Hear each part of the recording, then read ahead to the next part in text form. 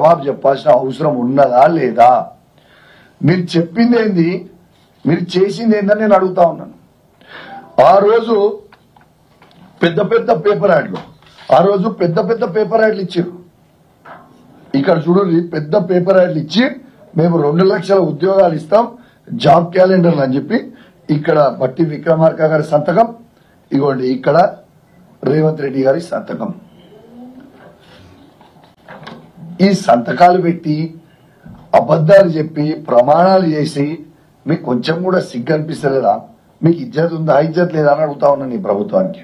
అసలు ఏం మనుషులే మీరు? గిన్ని అబద్దాలు చెప్తారా?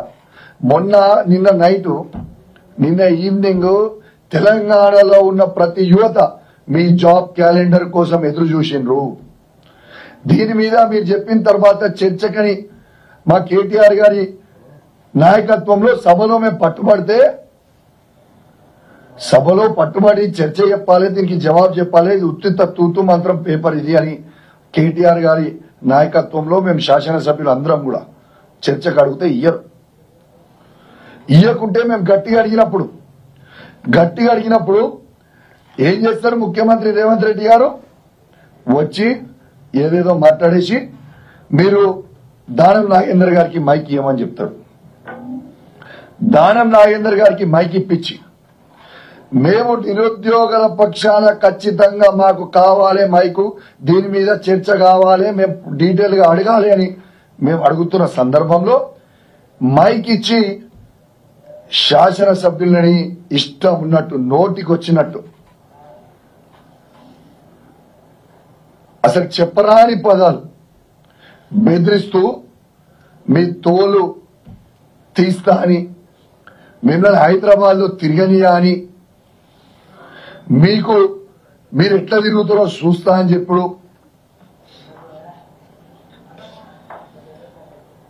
అమ్మ అని తిట్టడం, ఇది కరెక్ట్ సంస్కారమా అని నేను అడుగుతా ఉన్నాను. ఇది కరెక్ట్ పద్ధత అని నేను అడుగుతా ఉన్నాను. రూల్ బుక్ లో ఏముందండి? రూల్ బుక్ లో 318 లో ఏమనుంది ఒకసారి చదువుతా.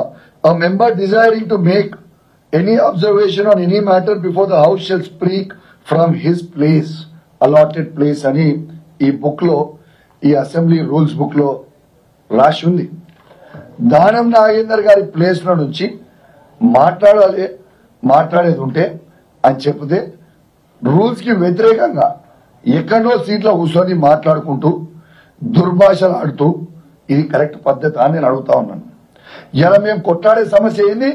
నిరుద్యోగుల కోసం మేము కొట్లాడుతుంటే యావత్ నిరుద్యోగులని మొత్తము ఇవాళ దానం నాగేందర్ గారు చెడ్డ మాటలు తిట్టింది కూడా యావత్ నిరుద్యోగులు ప్రతి ఒక్కరు కూడా అబ్జర్వ్ చేయాలని చెప్పి నేను విజ్ఞప్తి చేస్తా ఉన్నాను. అయ్యా దానం నాగేందర్ గారు, మీరు భయపెట్టితే ఇక్కడ భయపడేటోడు ఎవరు లేడు. హైదరాబాద్ నడిబొడ్డుల్నే తిరుగుతున్నా. నీకు దమ్ముంటే నువ్వు మొగోనివే అయితే చెప్పు, నేను ఏడికి రావాలి చూసుకుందామన్నావు కదా. నీ ఖరీదాబాద్ చౌరస్తాకి రావాలనా, అశోక్ నగర్ చౌరస్తాకి రావాలనా, నువ్వు డేట్ టైం పెట్టు, నేను రావడానికి సిద్ధంగా ఉన్నా బిడ్డ దానం నాగేందర్. నీ రౌడీజం చేస్తా అంటే భయపెట్టిస్తే ఈడ ఎవ్వడు కూడా నీతో భయపడేటోడు లేడు అని దానం నాగేందర్ గారిని హెచ్చరిస్తా ఉన్నాను. దానం నాగేందర్ గారు మర్చిపోయినట్టున్నావు.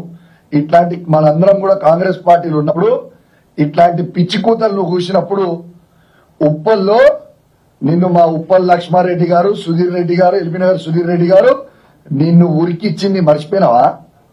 మళ్ళొక్కసారి కావాలా నీకు? మళ్ళొక్కసారి చేస్తాం ఏదో రోజు, టైం దగ్గరకు వచ్చిన రోజు. నీకు నడవనికినే చేత కాదు, నువ్వు నన్ను ఉరికిస్తావే. నీ 65 ఏళ్ళ నువ్వు, మేము 39 ఏళ్ళు. నీకే అంత దుల ఉంటే మాకెంత దుల ఉండాలి బ్రదర్? నోరు దగ్గర పెట్టుకొని మాట్లాడు. దానం నాగేందర్ గారు, నువ్వు టీ షర్ట్లు వేసుకొని పౌడర్ కొట్టుకొని తాజ్ కృష్ణాలో తిరుగుతున్నట్టు ఆడపోయి ఇండోర్ గేమ్స్ ఆడినట్టు అనుకుంటారా? అయింది ఇక్కడ ఉన్నది కేసీఆర్ నాయకత్వంలో, ఇక్కడ ఉన్న మేము అందరం కూడా శిష్యులము, కేసీఆర్ గారి శిష్యులము. నువ్వు భయపెట్టిస్తే బెదిరిస్తే భయపడేటోడు ఎవడు ఉండడు. తస్మాత్ జాగ్రత్త.